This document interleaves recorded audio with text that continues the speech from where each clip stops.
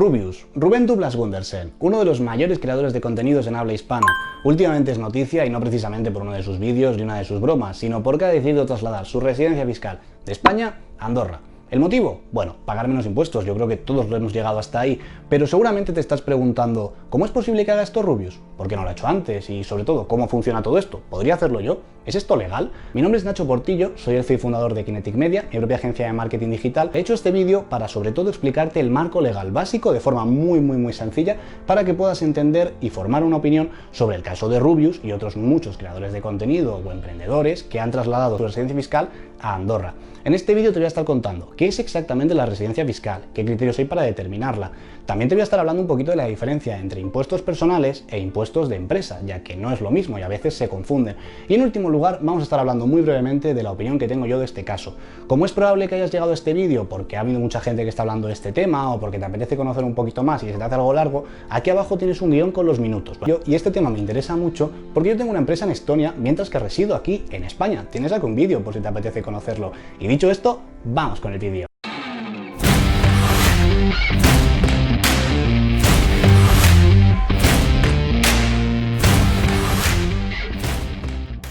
El primer concepto que tenemos que tener súper claro es la residencia fiscal.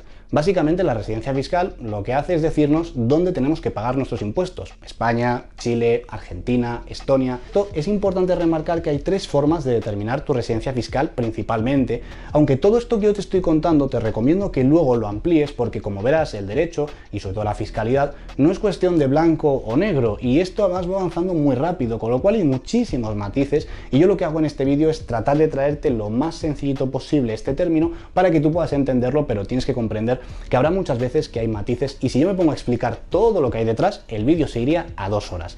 Como te he comentado, principalmente hay tres formas de determinar tu residencia fiscal. La primera y la más conocida por todos, pasar más de 183 días fuera del territorio nacional español. En tal caso, se da por hecho que tú no resides en España. ¿Pero es suficiente con eso? No, amigo mío, porque hay dos criterios más. Y el segundo es uno de los más importantes y que más se suele utilizar. Y es que la mayoría de tus ingresos y que tu centro de actividades esté en España. Ejemplo muy claro, que por ejemplo tengas una empresa dentro de España, con sus oficinas, con sus empleados, con todo, pero que tú residas por ejemplo en Andorra. En tal caso, lo siento muchísimo, pero lo más que probable que sucederá es que tú, como persona física, tengas que pagar tus impuestos en España. Además, por supuesto, de los impuestos de tu sociedad, que como está en España, pues los pagarías en España. Aunque luego hablaremos de cómo se puede evitar ese tipo de cosas. Y el tercer método, que no se suele utilizar tanto, pero sí que es verdad que se ha utilizado en algunos casos y es válido, es que tú tengas familia directa y arraigo en España. Esto solamente sucede cuando estás casado o cuando tienes hijos, donde en tal caso se sobreentiende que tu residencia fiscal no debe estar en otro país, sino en España. Esto sucedió incluso cuando había muchos padres, muchos cabezas de familia que quizás no encontraban trabajo con la crisis y se iban, por ejemplo, a Londres o a Francia o a Portugal a trabajar, mandaban el dinero a su familia y pese a eso tenían que seguir cotizando en España. Ahora que ya hemos hablado de los criterios para la residencia fiscal, es importante que también hablemos de otro concepto que quizás mucha gente está ignorando, y es que no es lo mismo los impuestos personales y los impuestos de tu empresa. Todos entendemos que en España principalmente hay dos tipos de impuestos. Por un lado tenemos el IRPF, que es el impuesto a la renta de las personas físicas, que por ejemplo es lo que paga Nacho Portillo como persona física, y por otro lado tenemos los impuestos empresariales, que normalmente, vamos a decir de una forma muy sencilla, se compone del impuesto de sociedades o el impuesto sobre el beneficio, que es lo mismo. Pero claro, eso es lo que tiene que pagar la empresa. Aparte, muchísimos emprendedores y creadores de contenido lo que tenemos es una empresa o varias mediante las cuales vamos facturando ya sea a nuestros clientes o a las plataformas que nos pagan, pues por ejemplo en el caso de Rubius, YouTube, Twitch, etc. Claro, ¿qué es lo que sucede? Pues que debemos tener en cuenta que estos dos impuestos son principalmente los que más dinero te van a quitar a lo largo de tu carrera, tanto como persona y como empresa. Como te he dicho, el IRPF y el impuesto de sociedades. Así que vamos a comparar un poco los datos tanto de España como de Andorra. Te dejo por aquí abajo un enlace de todo lo que estoy contando para que puedas chequearlo y puedas ampliar los datos si es que a ti te interesa a lo mejor pasar tu residencia fiscal a Andorra o simplemente tienes algo de curiosidad. Como te he comentado, vamos a hablar de IRPF e impuestos de sociedades, mientras que en España el IRPF va por tramos, es decir, tú ganas más dinero, entonces pagas más cantidad de impuestos. En Andorra tiene un tipo máximo, que es el 10%. En cambio en España puede llegar a ser hasta el 52%. No hay que olvidarse, por ejemplo, de la famosa ley Beckham, que se hizo cuando el Real Madrid fichó a David Beckham para dar un tipo de impulso más a este tipo de leyes. También es importante remarcar otra cosa, y es que el impuesto de sociedades en España llega a ser hasta el 32%, mientras que, de nuevo, en Andorra tiene un tipo máximo del 10%. Y hablando de Andorra, ¿sabías que Andorra hasta hace bien poco era considerada un paraíso fiscal? Seguramente este término lo has escuchado más de una vez por los papeles de Panamá y diferentes cosas, pero ¿serías capaz de definirme qué es un paraíso fiscal? Te animo a que si eres capaz, pases ahora mismo el vídeo, vayas allá abajo, me dejes un comentario y así yo vea si de verdad sabes lo que es un paraíso fiscal o no. Si no, no te preocupes que te lo voy a explicar yo de forma muy rápida. Un paraíso fiscal principalmente tiene dos características. La primera es que es opaco, no da el nombre de las personas que están en sus bancos o que son residentes fiscales. Por ejemplo, si el gobierno de España le pidiese al gobierno de las Islas Caimán que le facilitase un listado de los clientes de su banco, pues probablemente diría, te puedes imaginar el gesto que iba a hacer, ¿no? Pues obviamente no se lo daría. Por otro lado, los paraísos fiscales también tienen una carga impositiva normalmente muy baja y que no crece mediante más dinero tienes. Normalmente además tienen un tipo máximo que no es demasiado elevado y que a las grandes fortunas les viene bien en el caso de que no quieran pagar más impuestos. Y obviamente yo sé que muchos aquí estaréis pensando a lo mejor en Suiza, y es verdad, Suiza cumplía sobre todo el primer requisito, que es el de la opacidad, pero tanto Suiza como Andorra hoy en día no están considerados paraísos fiscales. ¿Ejemplos de paraísos fiscales? Pues tienes muchísimos, como te he dicho, las Islas Caimán, Macao y por supuesto un montón de pequeños países que están encantados de recibir a las grandes fortunas a cambio de grabarles muy poquito. Una cosa importante, como hemos hablado antes, teníamos la opción de impuestos personales e impuestos de empresa. Sabes que las empresas cuando quieren repartir beneficios lo que hacen es repartir dividendos a sus accionistas. ¿Pero qué sucede si tú eres el único accionista? Pues que tú te llevas todo ese dinero. ¿Qué es lo que sucede también? Pues que se grava, lógicamente, hay que pagar impuestos y en este caso hay que pagarlos en el país donde la empresa radica. Claro, si tú por ejemplo tienes una empresa, vamos a poner como es mi caso, en Estonia, tú dirás, pero un momento, voy a tener que pagar los dividendos en Estonia con mi empresa y luego cuando yo, como Nacho Portillo, reciba ese dinero y a final de año haga mi declaración de la renta, volveré a pagar por esos impuestos. Pero eso no tiene sentido, pagaría dos veces por lo mismo. Mis dividendos los estaría pagando por un lado la empresa y por otro lado yo. No, eso no es así, porque existe una cosa llamada convenios de doble imposición que firman la mayoría de países entre ellos para que esto no suceda y que no tengas que pagar dos veces por lo mismo.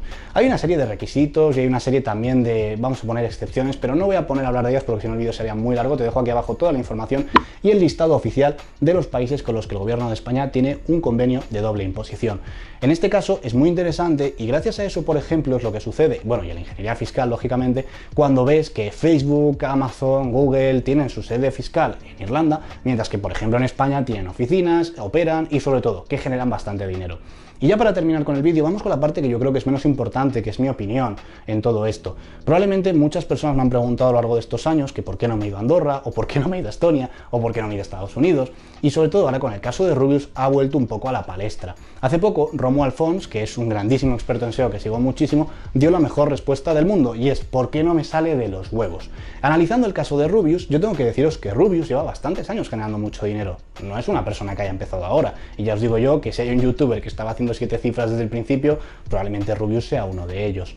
Normalmente en estos casos yo pienso que lo mejor es tener una idea fija. Ha habido gente que ha tenido muy claro que en cuanto ganase 100, 200.000 euros al año se iba a ir a Andorra, y ha habido otra gente que le ha costado un poquito más. Yo creo que no se debe hacer una caza de brujas. Lógicamente quizás Rubius no ha elegido las mejores palabras o no lo ha comunicado de la mejor manera, pero ni por asomo nosotros podemos entender su situación personal porque no conocemos a Rubén, conocemos a Rubius, a una marca, a un personaje.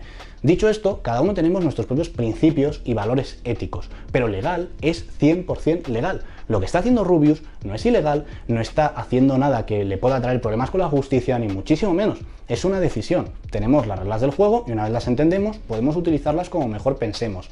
Ahora, el tema moral ya depende de cada uno. Hay personas, por ejemplo, como el caso de Lolito Fernández, que consideraba que España no le había dado nada, con lo cual él no tenía nada que devolver, sumado a que la mayoría de creadores de contenido siempre tienen ese miedo de que en 2 o 3 años quizás no están haciendo tanto dinero y la mayoría son personas muy jóvenes, de entre 20 y 25 años, y por eso prefieren irse a Andorra, ahorrar todo el dinero posible y no pagar tantos impuestos. Sin embargo, hay otros youtubers que prefieren todo lo contrario, como es el caso del streamer Ibai Llanos, que recomendó quedarse en España y que dijo que él mismo está encantado de que el gobierno le quite pues la parte proporcional que le toque. Dicho esto, yo no creo que Ibai sea mejor o Rubius sea peor o que Rubius sea más listo e Ibai sea más tonto. Creo que cada uno tiene que tener muy claro cuáles son sus principios y valores morales. Si ellos están felices con eso, honestamente, les tiene que dar exactamente igual lo que pienses tú o lo que piense yo. Y sé que ahora mucha gente llegará y dirá, pues no me parece bien, porque tal, porque cual, voy a hacerles boicot, no voy a verles. perfecto, eres totalmente libre de hacerlo y eso se ha hecho con muchas marcas también, que a lo mejor fabricaban en Bangladesh o en Pakistán, pero normalmente esto no suele funcionar. Y lo que yo te recomiendo es que trates de no meterte en la vida privada de cada persona, porque como te he dicho antes, seguramente no conozcas, ni llegarás nunca a conocer ni a Rubén, en este caso, ni a Ibai. Muchísimas gracias por llegar hasta esta parte del vídeo, espero que te haya gustado y lo dicho, si te apetece aprender un poquito más sobre Facebook Ads, sobre empresa, sobre administración, etcétera, echa un vistazo aquí abajo y suscríbete, que es completamente gratuito, aunque quizás YouTube lo cambie dentro de poco, y así podrás seguir aprendiendo. Y si no te quieres perder nada, ya sabes, activas la campanita de las notificaciones o incluso me sigues en Instagram, que también lo tienes aquí abajo, y así puedes ver todas las stories, preguntas o mandarme un mensaje y decirme lo bueno o malo que te ha parecido este vídeo. De nuevo, gracias por llegar hasta el final y nos vemos en próximos vídeos.